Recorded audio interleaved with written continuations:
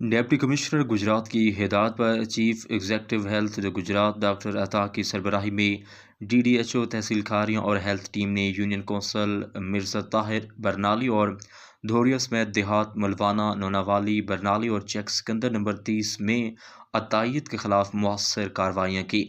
کارروائی کے دوران رحمان کلینک ملوانہ میں غیر قانونی ایلوپیتھک پریکٹس، استعمال شدہ سرنجز اور ممنوع انجیکشنز کی موجودگی پر کلینک اور میڈیکل سٹور کو سیل کر کے شواہد اکٹھے کر لیے گئے، جبکہ case Punjab health care commission Lahore بھجوا دیا گیا اور یہاں ہومیوپیتھک کلینک ہر برنالی کا معائنہ کیا گیا، جہاں کوئی خلاف ورزی نہ پائی گئی، تاہم کلینک کی فوری طور پر پی ایچ سی رجسٹریشن کی ہدایت کی گئی۔